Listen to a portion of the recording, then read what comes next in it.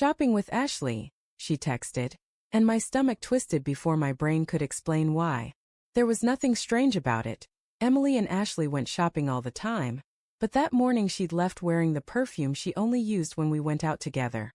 Not her usual one, the light floral kind, but the deep amber one that clung to her neck like a secret. I stared at the message on my phone longer than any husband should. Then without thinking I typed, "Tell Mark I said hi." I hit send before I could stop myself. The dots appeared, disappeared. Then nothing. No, what are you talking about? Or who's Mark? Just silence. 15 minutes passed. 20. My chest felt tight like I'd inhaled something sharp. I wasn't even sure what I meant by that text. Mark was Ashley's husband. But something about the timing, the sudden need to name him, came from a place in me I didn't even know existed. A place that had been quietly collecting doubts I'd refused to unpack. Emily and I had been married for 9 years. We were good. Not perfect, not exciting like in the movies, but solid. Or so I thought. We'd survived the small things, job stress, money worries, family drama. But over the past few months, she'd grown distant in ways that didn't look like distance, if that makes sense. She'd hug me, but her arms felt measured. She'd laugh, but her eyes would glance past me. When I'd ask if everything was okay, she'd smile and say, "You worry too much." I told myself it was just life, people drift, stress happens. But when her phone started living face down on the table, when she started staying late at meetings, when she came home smelling faintly of aftershave that wasn't mine, I started keeping quiet instead of asking. Because sometimes silence feels safer than an answer you can't unhear. That day, after my message, the silence stretched into hours. I paced the kitchen. Every sound from outside made my heart jerk. Was that her car? The clock mocked me. I checked her location once, feeling guilty for even knowing how.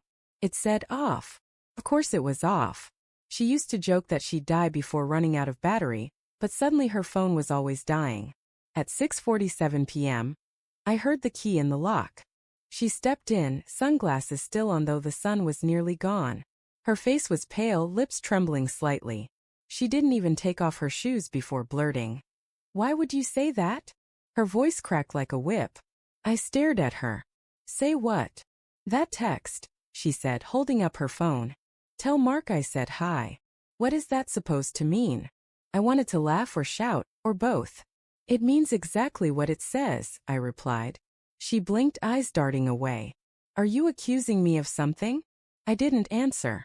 Instead, I asked softly, "Were you with Ashley?" The pause was microscopic, but it was there like a skipped heartbeat. Then she forced a scoff. "Of course I was. Who else would I be with?" I didn't have to say it.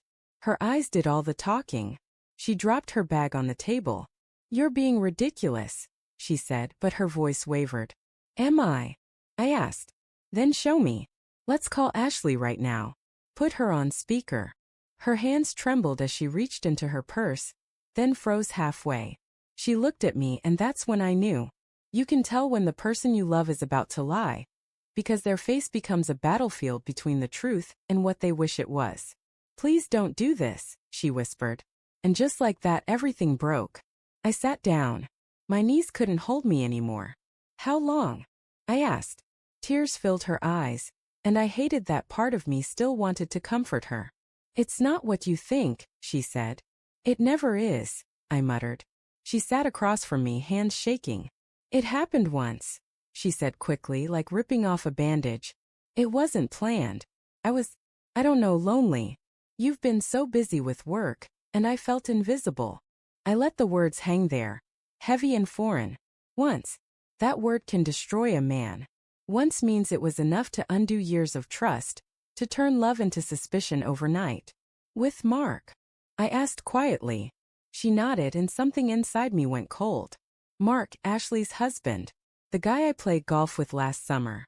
The guy who helped me move a couch into our living room. My laugh came out jagged. "So, the two of you what? Just swapped partners behind our backs like some sick social experiment?" Her tears spilled over. "No, God, no. Ashley doesn't know. No one knows. It was a mistake." I stood up, pacing. "A mistake is forgetting your anniversary, Emily. Sleeping with someone's husband is a choice." She covered her face. "I'm sorry," she sobbed. "It's over." It was months ago. It meant nothing. I wanted to scream, to throw something, to rewind time to before that text. Instead, I sank into the chair and whispered. It meant everything to me. For a long while we just sat there, the sound of her crying mixing with the tick of the kitchen clock. 9 years of shared mornings, jokes, quiet touches. They all felt counterfeit now, tainted by a truth that didn't belong in the home we built together. When she finally stopped crying, she said, "Please, can we move past this? I'll do anything. Therapy, counseling, whatever it takes. I love you." The words hit me like glass. I love you. People say that like it's a cure, but sometimes it's the knife. I looked at her, really looked. And for the first time I didn't see my wife. I saw someone who'd already left, even if she was still sitting there. That night, she slept in the guest room. I lay awake staring at the ceiling, hearing every creak of the floorboards, every muffled sob through the wall. I replayed everything, her sudden interest in girls' nights. The new clothes, the way she'd smile at her phone. The truth had always been there, scattered in small moments I refused to connect. The next morning, she tried to make breakfast like nothing had changed. I watched her hands tremble as she flipped pancakes. "You don't have to do that," I said. She bit her lip. "I just want things to feel normal." "Normal died yesterday," I replied. Her eyes filled again. "Please don't end us over one mistake." "One mistake," I repeated. "Emily, I trusted you with my entire life. You don't just break something like that once and fix it with tears." I left the house after that. Drove aimlessly. Ended up at a park we used to visit when we first dated. I sat on a bench watching families, couples, kids laughing. I used to picture us here, older, still teasing each other about who'd forget the car keys. But that vision felt foreign now, like something that belonged to a stranger. When I finally went home that evening, she was gone. There was a note on the table. "I'm sorry. I'll stay at my sister's for now. Please don't give up on me." I didn't tear it up. I didn't text her back. I just sat there in the quiet, staring at her handwriting.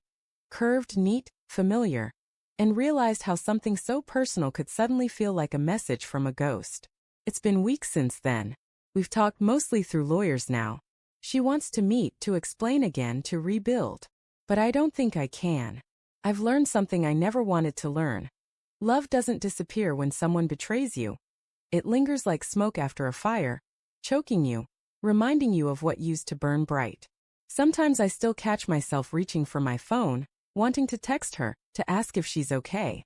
But then I remember that one moment, her standing in our doorway, eyes full of guilt, and me realizing the woman I loved was someone I didn't know.